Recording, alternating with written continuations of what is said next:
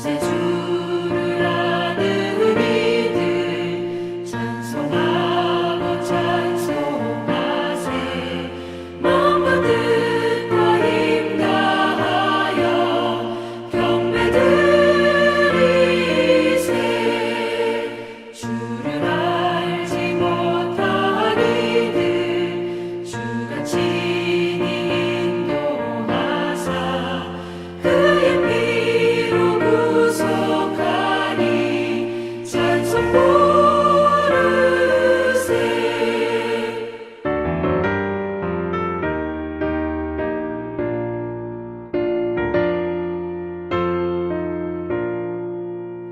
약한 사람 도움받아 시험 중에 참게 되니 모든 죄를 이길 힘은 믿음뿐이라. 진리 되신 우리 주는 영원토록 변함없네. 성도들아 주를 믿어 길이 섬기세.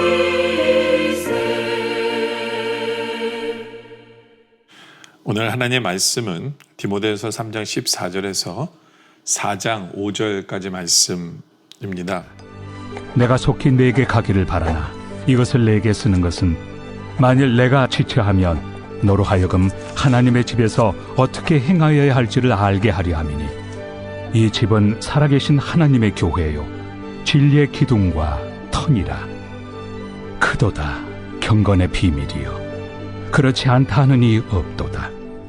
그는 육신으로 나타난 바 되시고 영으로 의롭다 하심을 받으시고 천사들에게 보이시고 만국에서 전파되시고 세상에서 믿음 바 되시고 영광 가운데서 올려지셨느니라. 그러나 성령이 밝히 말씀하시기를 후일에 어떤 사람들이 믿음에서 떠나 미혹하는 영과 귀신의 가르침을 따르리라 하셨으니 자기 양심이 화인을 맞아서 외식함으로 거짓말하는 자들이라. 혼인을 금하고 어떤 음식물을 먹지 말라고 할 터이나 음식물은 하나님이 지으신 바니 믿는 자들과 진리를 아는 자들이 감사함으로 받을 것이니라. 하나님께서 지으신 모든 것이 선함에 감사함으로 받으면 버릴 것이 없나니 하나님의 말씀과 기도로 거룩하여짐이라.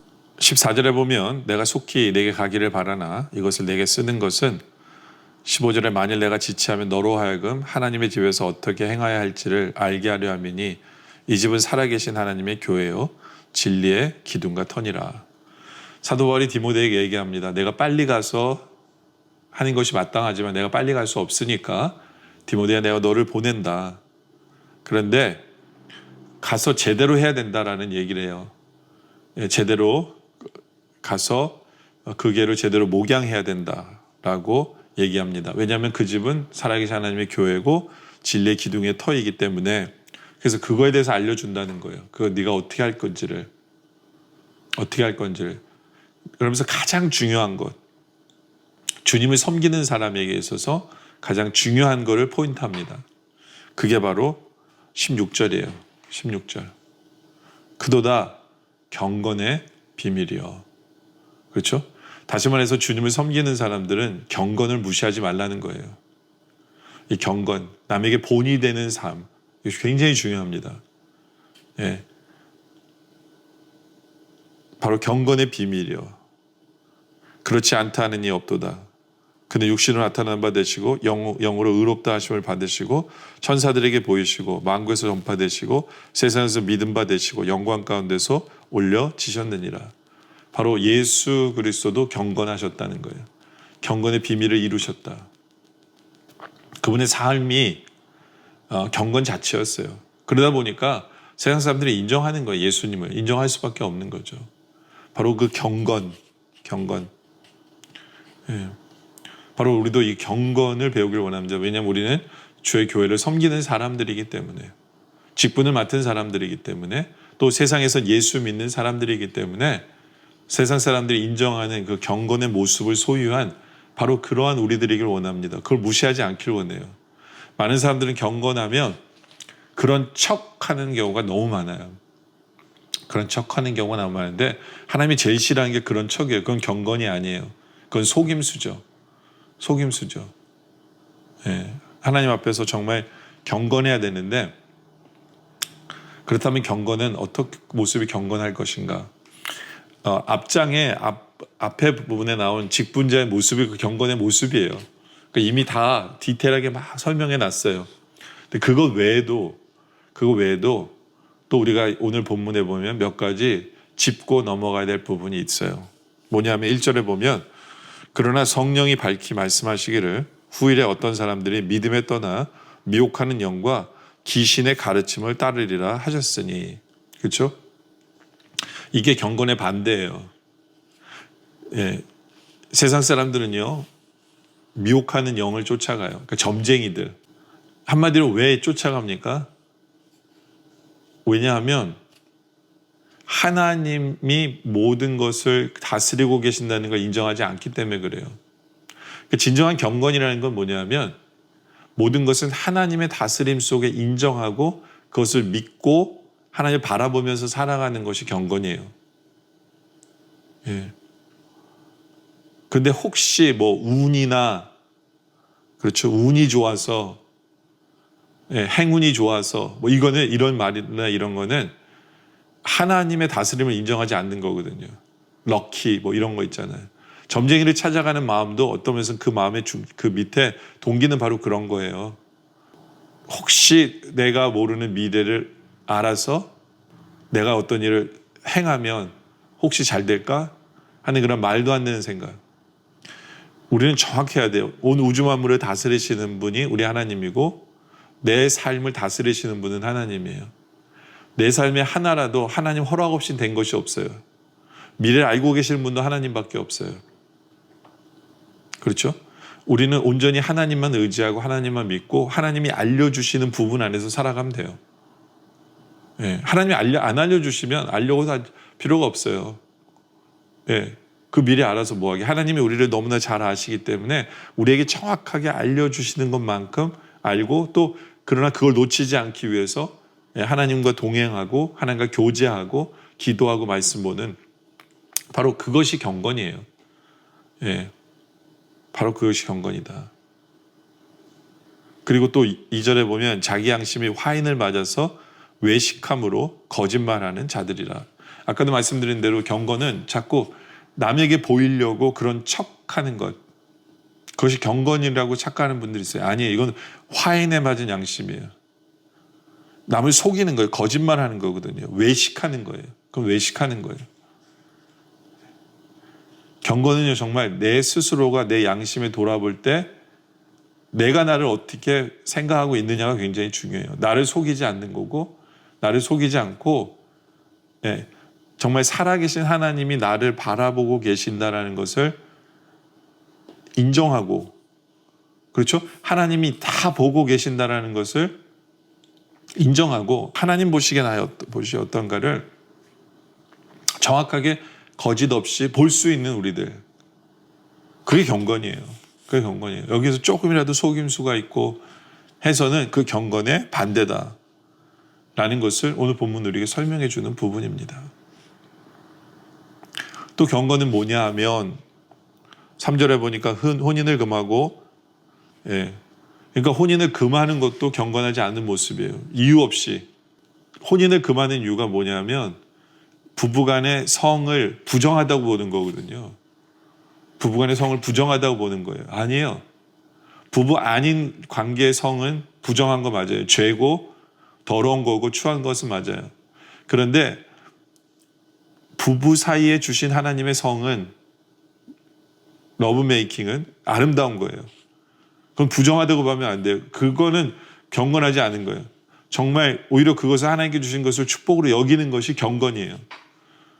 예, 그렇기 때문에 결혼해서 가정을 이루고 관계를 맺고 그것이 진정한 경건이에요. 결혼을 금하는 것은 경건이 아니에요. 그렇죠? 그리고 어떤 음식물은 먹지 말라고 할 터이나 음식물을 하나님이 지으신 반이 믿는 자들과 진리를 아는 자들이 감사함으로 받을 것이니라. 그렇죠? 이거는 부정하기 때문에 먹지 말고 뭐 이렇게 더 이상 얘기해서는 안 돼요. 그게 경건이 아니에요. 부정하기 때문에 안 먹고, 그게 아니라 오히려 하나님께서 주신 것에 대해서 감사함으로 먹는 것이 경건이다. 감사함으로 먹는 것이 경건이다라는 거예요. 남이 먹는 걸 가지고 어떻게 저런 걸 먹을 수 있어 하면서 그걸 가지고 경건의 잣대로 대지 마시기 바랍니다. 오히려 하나님께서 주신 것, 아무리 작은 것일지라도 하나님 감사합니다.